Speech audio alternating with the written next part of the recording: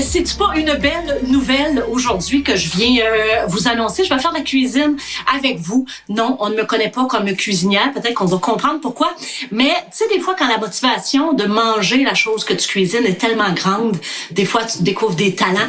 Et la poutre, là. Pour moi, la poutre, là, je vais vous faire découvrir la poutre à miel, OK? Alors, c'est très simple. C'est une poutine maison parce que là, on a décrété qu'en ce temps c'est le week-end, tous les jours, on n'a pas besoin de se rationner puis d'attendre. Et je suis personnellement une fervente amatrice de poutine. Non pas sans culpabilité parfois, mais là, comme la culpabilité a pris le bord, my God, pourquoi ne pas se gâter? Alors, je l'ai intitulé tout simplement La poutre à miel. Et puis, c'est une poutine avec une sauce. Vous voyez un figurant qui se promène dans l'écran. On ne l'avait pas vu, mais c'est mon chien Balthazar. Ça se peut qu'il arrive. Des fois, il fait partie du décor, puis on l'accueille, puis on l'accepte. C'est une poutine avec une sauce à base de vin rouge parce que c'est une poutine avec du porc effiloché, les petits restants de la veille qu'on peut passer dans la poutine. C'est très simple. Je vous dis les ingrédients et après ça, je vous dis quoi faire avec. On va avoir besoin du vin rouge, n'importe quelle petite sorte de chipette, mais moi, j'y vais quand même avec un vin qui est un peu buvable parce que c'est rare que ça te demande une bouteille au complet dans ta recette. Tu peux te le mettre de côté, mais je trouve quand même que plus le vin est bon. Non, Balta va aller faire caca, mais là, je cuisine, ça serait pas bien vu de partir. Ça sera pas long, moi, la peine. Alors, moi, fait que j'aime ça prendre un vin un petit peu bon. J'ai pris du demi-glace également. On a besoin une tasse d'eau. Ça, c'est pour faire ma sauce. Un petit peu Baltar, un petit peu de clou de girofle, du paprika, de la moutarde de Dijon. Et puis, la première étape, c'est très simple. Tu fais ta petite sauce au vin rouge et dans les quantités, peut-être vous aimeriez savoir les quantités. Hein? Ben voyons donc, je vais aller ouvrir le chien. Je peux pas croire que je vais être obligée de quitter pour aller ouvrir le chien. Je vais aller ouvrir le chien, mais je vais parler tout le long. OK? Parce que sinon, ça finira plus.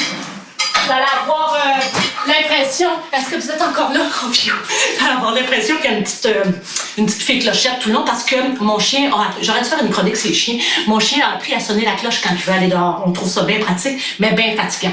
OK, recette, faire une recette, Mélanie, TDA Power. Un quart de tasse de mélange de sauce demi-glace, une tasse de vin rouge, pas trop cheap, une tasse d'eau, une demi-cuillère à thé de clou de girofle, une cuillère à soupe de moutarde de Dijon, une pincée de paprika, 2 cuillères à soupe de sirop d'érable.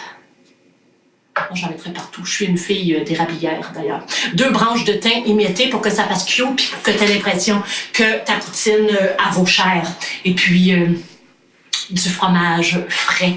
Le fromage quick. Et puis, il y a beaucoup de théories hein, dans les poutines. Il y a des gens qui préfèrent que le fromage soit sur le dessus. Il y en a d'autres dans le fond. Moi, mon truc, c'est que quand je fais des poutines à la maison, j'en fais pour tout le monde et j'en cache plus dans le fond de ma poutine à moi, mais j'en laisse quelques-uns sur le dessus quand même pour semer l'espoir du trésor enfoui. Et je suis tellement contente quand j'arrive parce que moi, je trouve que je fais partie des gens qui croient que le fromage devrait toujours être situé au fond parce que c'est là que la sauce embarque et elle le rend semi-mou et tout à fait affriollant. Fait que la sauce, c'est très simple. Je fais bouillir mon vin, pas trop cheap. Je le fais réduire aux 3/4, ma tasse de vin. Après ça, j'ajoute tous mes petits ingrédients que je viens de mentionner. Flouch. Je brasse ça. Je me suis coupé des pommes de terre de la bonne patate du Québec. Je coupe ça en 4. Je garde des morceaux assez gros parce que moi, j'aime ça quand ça goûte la patate. J'aime pas ça quand ça fait juste goûter l'huile. Et puis, j'ai mon petit restant de porc effiloché que je vais mettre sur la poutine. Et je ne suis pas une vraie cuisinière, mais je fais comme dans les émissions. Alors, Greta m'avait préparé ces frites-là que j'avais fait cuire tantôt pour vous épargner cette longueur. Donc, j'ai mes frites. Je cache quelques fromages dans le fond. Pas des grosses mottes, hein. Faut que ça soit quand même des petites mottes de fromage. Voilà. Je mets ça tout simplement. Regardez. Avouez que vous en avez déjà d'envie. Je shake and well ma petite sauce. C'est important de la... Moi, je la laisse toujours un petit peu mijoter, mais à feu très, très, très, très doux, parce que sinon, ça fait une petite croûte, puis on n'aime pas ça. Je mets mon porc effiloché. Mon Dieu, hein? C'est là qu'on voit tout le talent de ceux qui sont des vrais cuisiniers. Alors, je spouche un beau tas, hein? Un beau tas sur ma patate. Et puis là, si la portion est pour quelqu'un d'autre, je laisse ça comme ça.